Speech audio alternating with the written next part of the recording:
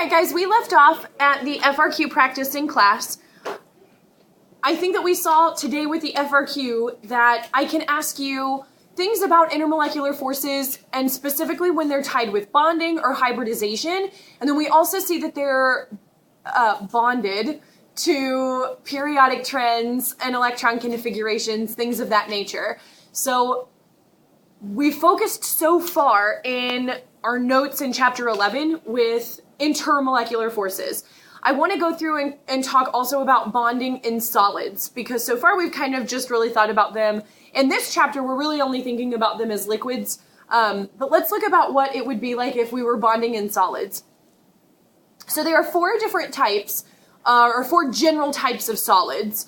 There's a metallic solid, there's an ionic solid, there's a covalent network solid, which we can see here, and then there's a molecular solid. So really the name is dictating what kind of bonding is going to take place in each of these individual types of solids. So metallic solids are going to be held together and dictated by that sea of electrons. So these metallic bonds are all metal cations, and the electrons are able to move around freely, so they're delocalized, and they're highly delocalized, which is what we see here in that definition. Because we have the sea of electrons in metallic solids, we know that they have a great, they can conduct electricity very, very well, and that they also are considered to be very strong metals, and it's going to be really, really hard to break them, so they are not brittle by any means. That's very different from an ionic solid. So metallic solids, the cations are kind of stuck in place, but the electrons have that ability to move. In ionic solids, these are going to be really nice patterned or structured solids that are really connected together by a Coulombic attraction between two ions, or between multiple ions. So in an ionic solid, we have that Coulombic attraction between cation and anion that keep them together. Ionic solids are very brittle in terms of whether or not they are easily broken, and they're brittle because if you add some type of stress, so right now if I'm looking at this example here, I have this pattern, so it's alternating anion to cation. So if I apply a stress to this very top layer, and all of these ions move over one position, let's say they shift over, what's going to happen is this purple is going to be now on top of that purple, and the green is going to be on top of that green. If I have two like charges, two like ions that are next to one another, they're going to repel, which makes it very easy for them to break. So an ionic solid, if we apply some type of stress, it can cause the ions to shift, where now I've created more of a repulsion than I've created an attraction, which is why they're very brittle. Okay, the other two types of solids are covalent network solids as well as molecular solids. So a covalent network solid is just joined by a really large, extensive network of covalent bonds. An example of that would be like diamond. A lot of carbon allotropes are examples of covalent network solids. We'll talk about tomorrow in class. I'll give you the list of ones that you should probably that we should just know. And that's just because they're going to ask you to identify different types of intermolecular forces or intramolecular forces, or what's the strongest type of bonding that's holding these atoms or ions or molecules together. And in a covalent network solid, there's very specific ones. So any type of carbon is going to be a big one. Quartz, silicon oxides, things like that, those will be covalent network solids. But again, I'll give you a list of those tomorrow in class. The next one, fourth one, is a molecular solid. And molecular solids are pretty much just, if I can't classify them as an ionic compound and I can't classify them as a metallic solid, and they're not one of the 7 or 8 covalent network solids that we have to know, I'm going to probably call it a molecular solid. So molecular solids are really just molecules that are really only linked together by van der Waals forces. So I'm talking about like London dispersion forces here. Okay, so we have those 4 different types of solids. We have molecular, the covalent network, the metallic, and the ionic. But there are 2 even larger categories that can define solids, and that's a solid that's crystalline in structure, and then there's one that's amorphous in structure. So a crystalline solid is where we have a nice, regular, arranged pattern. So in these types of solids, we see really nice flat surfaces, and we also see something called faces. So it's really easy to tell a crystalline solid because there's a nice orderly repeating pattern of these individual ions or of these molecules that make it look very nice. And they also make definite angles. So if you look at iron pyrite up here, I see that there are really nice definite angles there, which is another big indication that that's a crystalline solid. So orderly arrangements of atoms where it can make faces or really nice sharp angles, and I have faces that are flat, that's going to be a crystalline solid. Amorphous solids, amorphous just means without form.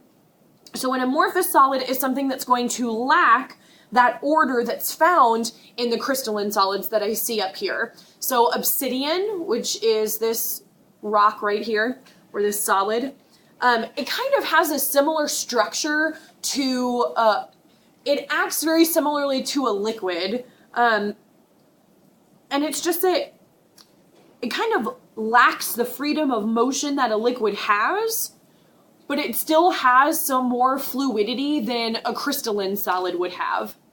So amorphous solids are not going to have the well-defined faces, and they're not going to have the shapes of any type of crystalline structure that we may see, like we see up here with iron pyrite. Some examples of amorphous solids would be rubber. Another example could be glass. Glass has been a pretty big hot topic, I think, recently, in that we always thought that when you look at if you look at the stained glass windows in cathedrals, we have noticed that the glass at the bottom is thicker than the glass that's in the middle or toward the top. So it's been this huge thing that throughout all of time, people have just thought that the reason that it's thicker at the bottom is because gravity is pulling on that glass. So glass is really acting like a liquid, or glass is a fluid, because it's heavier at the bottom. So over time, gravity has just allowed that those silicon particles to come down toward the bottom based on gravity. I actually find that that's not true at all. Back then, they just made glass to be thicker at the bottom because it's harder to break at the bottom. And for us to kind of think about that and think about glass as being amorphous and having that lack of freedom, but still not being able to do that based on like those stained glass windows that we saw, it's very appealing to us right now. Okay, so in your AP curriculum, we do not have to focus on crystal lattices, and we also don't need to know all of these crazy solid structures. That was something that was changed from last year. But I would like us to know just a little bit of these crystal lattices, so we can kind of figure out that there's a pattern to a crystalline solid if we think about something called a unit cell. So all of the atoms, or all of the ions that are in solids, take up what we would call like a tile. So I have this repeating pattern over and over and over again. But what is that repeating pattern? So we call that repeating pattern a unit cell. So I have a unit cell here. And all of these little lattice points, we can think about those as just being the atoms. And I'm going to have these repeating patterns in between these atoms, and that's what's going to be called a unit cell, okay? So repeating shapes is just a tile. We could hear it as a tile, we could hear it as a unit cell. And ultimately, it's these unit cells that are going to make up all of the faces of a solid. So I can have several unit cells together, and that's going to make up a face.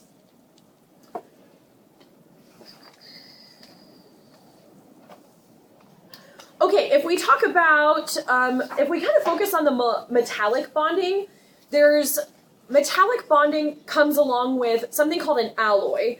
And alloys are combinations of two or more elements, and the majority of those are going to be metals. So usually if I take two different combinations of metals, I can make properties that will suit my needs. So an alloy is just a material that contains two or more different types of metals, and it has characteristic properties of metals, but the only reason that we make them is because it's really just suiting our needs. We're going to talk about the fact that there are 2 different types of metals, but this table is actually in chapter 12 in your book, and it's just some different common alloys that we have. So, for example, if you look at brass or bronze, so brass, its primary element is copper, but it also has some zinc in it as well. So brass is really made up of copper and zinc. If we look at bronze, again, the primary element for bronze is copper, but the other element that makes up bronze is tin. Another one, stainless steel. Primary element in stainless steel is iron, but you can see that it's made of a lot more than just iron. So it's about 80% iron, it's about 18% chromium, and then 1 or less than 1% of carbon and nickel. And the reason that we have found this, or the reason that we use these alloys, is because we really like the properties that go along with having this composition of metals bonded together. Stainless steel, it's really awesome in that it will resist any type of corrosion. It's also super, super strong. But we're finding that a lot of these covalent network solids and a lot of the discrete molecular solids have a lot of properties. So we've spent a lot of time in the past dealing with alloys, and I think that our future is really kind of going in with this covalent network solid because we're really utilizing those much more in the medical field now, and we'll get into that here in just a bit. So there are 2 different types of alloys. The first type of alloy is called a substitutional alloy, and then the second type is called an interstitial alloy. Now, a substitutional makes sense. So ultimately in a substitutional alloy, we're literally going to substitute in an element to take the place of some other metal type of cation. So for example, if I'm talking about gold, if I substitute out some gold atoms for silver atoms, so I'm just substituting out or swapping out an atom, then that's how we make 14 karat gold, or that's how we make 12 karat gold, or anything like that. So substitutional alloys, all we're doing is substituting out one element in the place of another. But we want those elements to be roughly of similar size. So a substitutional alloy will substitute in another element or another atom for what it's made of, but they need to be of similar size, okay?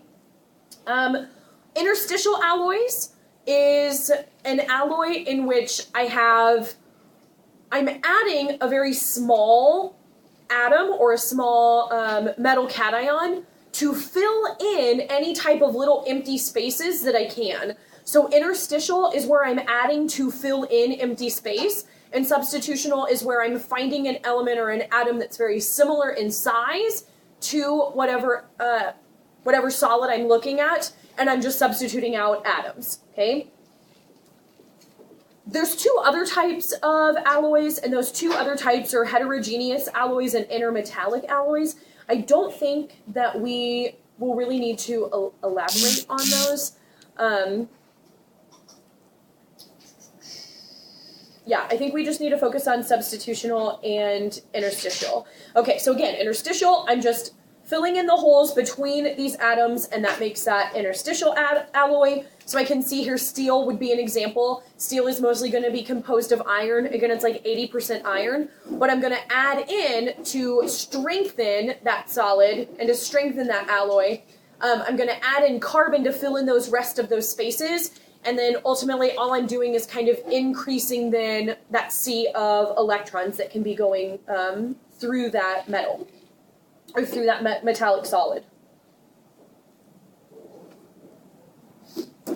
Okay, so in metallic bonding, we know that it says in elemental samples of nonmetals and metalloids, atoms generally bond to each other covalently. So anytime I have a metalloid or a nonmetal, or if you have 2 nonmetals, we know that they bond covalently. But metals are very different. So in nonmetals or in covalent bonds, those electrons are very localized, versus in metals, we know that the electrons are very delocalized, meaning they have that ability to move around from cation to cation. So if I'm comparing, here's aluminum. So all we're doing is comparing the 3rd row in terms of its bonding, and I'm just looking at how they bond with one another. So if I'm looking at 3A, this is aluminum, and then I see how it's bonded very nicely and neatly, and there's, I see faces on all sides, so that's dictating to me that it would be a metallic type of bond. If I go over here now to 4A, there's a lot of empty space here in between the silicon atoms. So a lot of that space is telling me that these electrons are probably going to be more localized.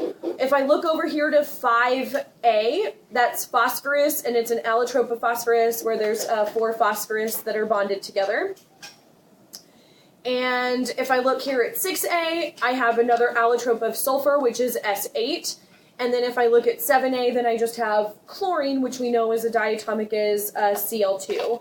So why is aluminum so different? And it really truly is just different because it does not have enough valence electrons to fill its shell. So in response, because it does not have enough valence electrons, they are going to share those electrons pretty much just equally, which is why they all get together and then they're able to move those electrons around so that it feels like they're sharing them equally, okay? One can think of a metal, therefore, as a group of cations that are suspended in a sea of electrons. You've already heard this before. So the electrons are confined to a metal, we already know, by electrostatic attraction. And they're going to be uniformly distributed throughout that structure. But they're mobile and they're not having to be stuck or localized to one particular cation. This is what makes metallic solids so good at being conductive. And also is another reason why they're not very brittle. If I apply some type of stress, that sea of electrons and cations are just going to shift over together. And I'm not going to have 2 of the same charges that are right in contact with one another so that it can break apart, okay? Electrical and, so we already said, electrical and thermal conductivity, ductility, and malleability of metals is explained because of this sea of electrons. Okay, another approach to talking about just metallic bonding in general, or to understand why this kind of happens, is also going back to that molecular orbital theory. And I know we all love that. So if we look at our Mo diagram here, remember that we had the bonding domain versus the anti-bonding domain. Okay, so as the number of atoms in a chain increases, energy gap between molecular orbitals is essentially going to disappear, and we see a continuous band of energy that's going to result. So as the chain length increases, as the chain of atoms or number of atoms increases, it allows energy states, because there's so many molecular orbitals, that energy separation between these atoms becomes super, super small. So under the influence of any source of being excited, electrons can move into previously vacant levels, and they're free to move throughout that lattice, and that's what can give rise to a lot of electrical conductivity. So as we fill our Mo diagram for later transition metals, there are more electrons in anti-bonding than there are in bonding. So I can actually see a trend in how well something will be a good conductor versus how well it will not be a good conductor because of this molecular orbital theory. So as I'm looking at the earlier transition metals, a lot of them just have electrons that are in that bonding type of molecular orbital, and I have none of them in the anti-bonding. So because of that, they're very stable, and they're very good at being in alloys or being in metallic bonds or metallic solids. But as soon as I start filling in those electrons in that anti-bonding orbital, then I start to decrease in the amount of conductivity, whether it be electrical or thermal, that we see. And that's a trend that we actually see with transition metals. So if I look at their melting points here on this last slide, if I go back to that, I'm looking at from 1A all the way here to 2B. So I'm looking from alkali metals to that very last column in the transition metals, which starts with zinc here. So I can see that once I get to, what is that, 6B, 7B, so once I get to like chromium or manganese, which would have the highest melting point because it has all of the bonding orbital full and none really in the anti-bonding. So it's a very, very strong type of metallic bond. But as soon as I start filling in those anti-bonding orbitals, I can see that that melting point is starting to decrease, which is another big indication to us that's showing us that as soon as we start filling in electrons in the anti-bonding orbital, we're actually losing some of that that structural ability there because of those anti-bonding electrons being present. Okay, let's focus on ionic solids now, which I think we're already pretty solid on ionic solids. Ultimately, ionic solids, get that was good, right? So in an ionic solid, we have a crystal lattice that's going to comprise alternately charged ions. So ionic solids have high melting and high boiling points, and the only reason that they do is because ultimately that very strong Coulombic attraction is keeping them together. So as charge goes up, what would happen to the melting point and the boiling point? So if I have a higher charge, what would happen to melting and boiling point?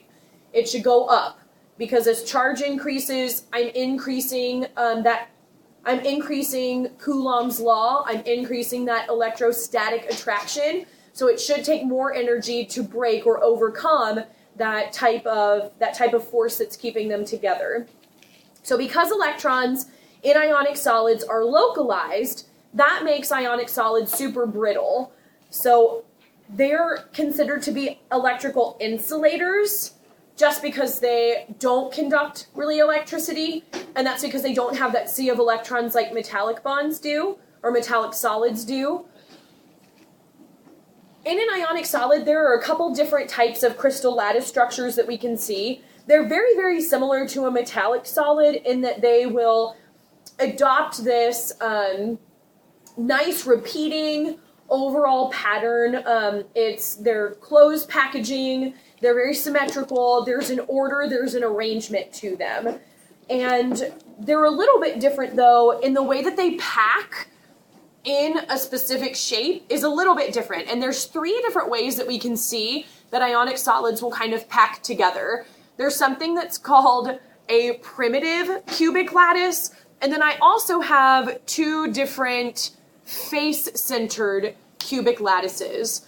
And if I look to see the difference between the face-centered cubic lattices, then I see that in one of them, I have just a horizontal attraction between that chlorine atom and that sodium atom, versus in another face-centered cubic lattice, there is an arrangement where they are diagonal to one another. This is nothing this is not tested on your AP test.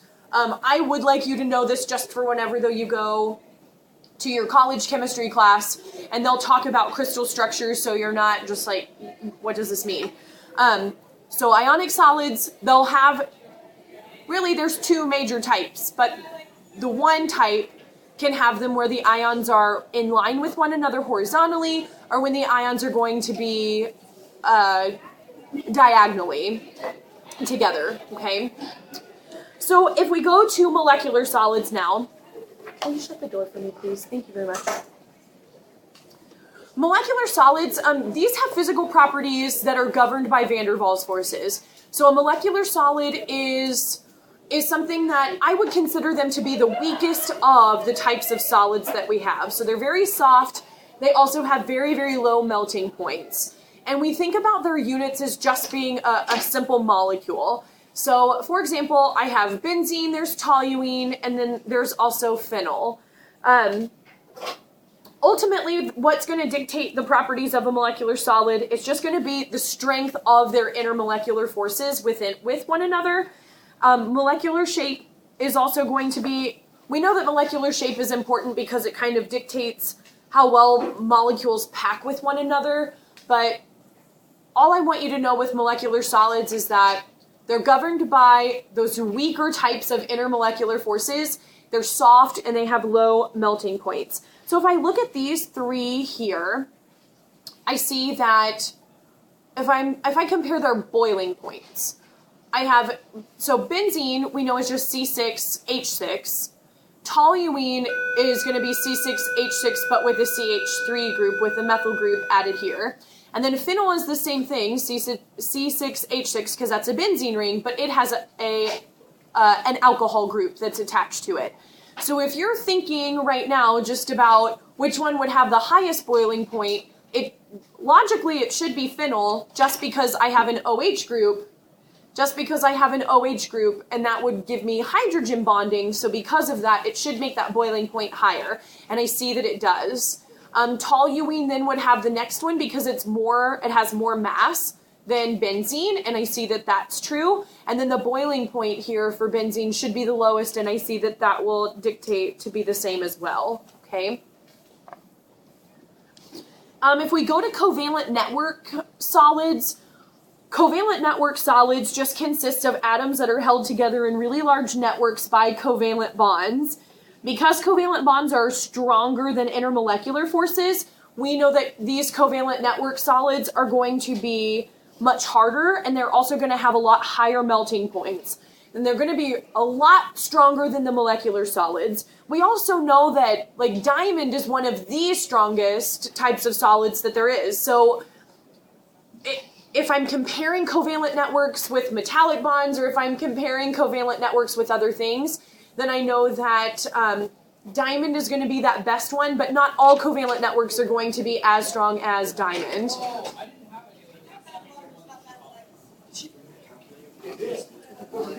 So because they're really, really strong, they tend to have high melting points, and again, that's just because they have, I'm talking about an intramolecular bond, which is covalent bonds, versus an intermolecular bond, which is really just focusing on either hydrogen bonding or van der Waals forces like London dispersion or dipole-dipole, okay? So we're going to stop here. We're going to continue on this slide tomorrow with covalent network solids, and I'll tell you which ones that we have to know.